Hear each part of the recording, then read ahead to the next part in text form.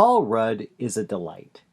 The actor shines at comedy and has proven especially capable of bringing on the action. While I've not been an avid fan of the Ant-Man films thus far, I appreciated his work and what director Peyton Reed was trying to do. Now we have the third in his trilogy with Ant-Man and the Wasp, Quantumania. It's weird, it's trippy and psychedelic adventure, and you know what? It's pretty damn entertaining. With the return of Rudd, Evangeline Lilly, Michelle Pfeiffer, and Michael Douglas, we have an imaginative science fiction sequel that would actually fit right in with Doctor Who or Star Wars. The humor is well intact, yet it's far more impactful on the MCU than the previous two films featuring Scott Lang. Did I mention weird?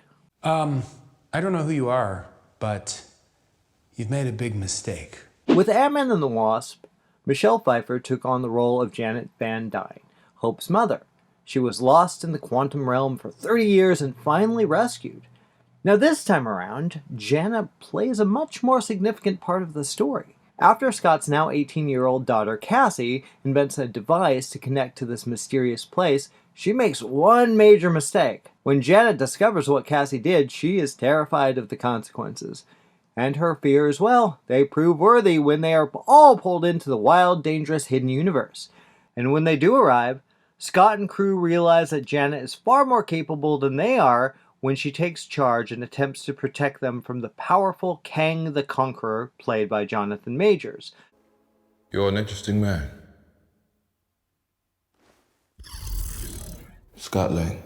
Now, guys, I enjoyed the hell out of this flick. And yes, it was the best of the three Ant-Man features for this viewer. Thankfully, I appreciate that Marvel is taking on a more unusual path with this one.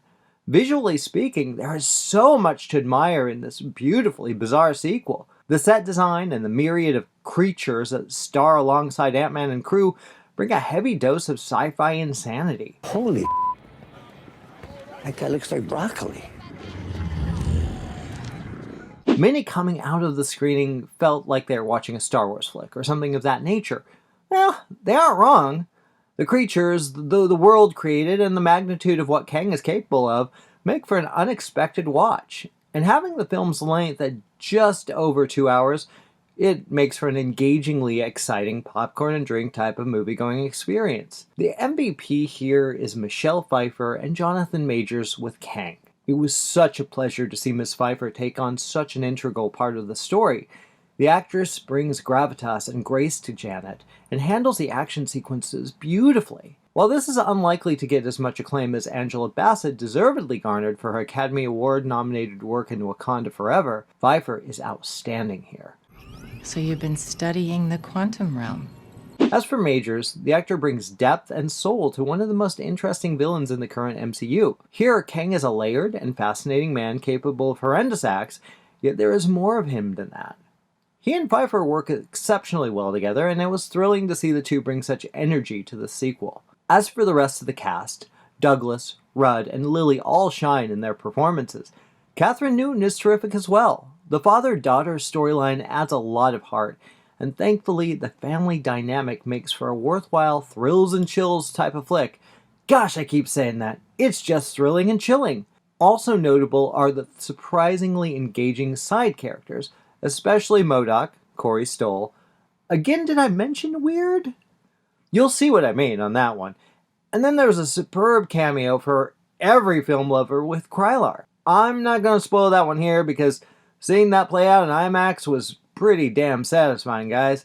And besides the fact, it's easy to find out for yourself, but I kind of recommend you don't. And then there is a gelatinous little creature who would genuinely love to have holes. This little fellow has offered my favorite moment in the film, and one that would give the killer clowns from outer space a little happiness. Along with Reed, screenwriter Jeff Loveness creates a balance between all the elements on display.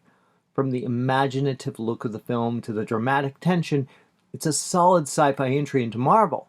The humor is well placed and rarely lessens the stakes of the more action-oriented moments. It also offers a couple of worthwhile post-credit scenes for fans that are looking for more. And considering how big this universe has become, it still plays as enough of a standalone feature that those who haven't caught the small screen stories can easily invest in what's happening on screen here. It's an easy watch, guys, but with the outlandish nature of the story and setting, The film is, well, likely, like everything else, going to be divisive for some. Ant-Man and the Wasp: Quantumania is funny, it's heartfelt, and it's exciting. The villain is a worthy foe. Pfeiffer and Majors shine. Most of the jokes work, with some falling flat, and perhaps there are a few minor visual effects that are less than effective, but the weirdness made it work. And man, did I love that final sequence. Again, bizarre as hell, but it all ultimately put a massive smile on my face for a couple of hours. Tonally, this may be off-putting for those looking for a more straightforward MCU flick, you know, an Iron Man thing or something like that, but I love the strangeness of it all. And with the film finally arriving this coming Friday, you'll have your chance to visit the Quantum Realm. I'm giving the latest adventure of Ant-Man an 8 out of 10. Let us know your thoughts in the comments below, and please, check out all the other content we have at JoBlo. Love it or hate it, we want to know what you think. Thanks for listening, guys. Have a great day.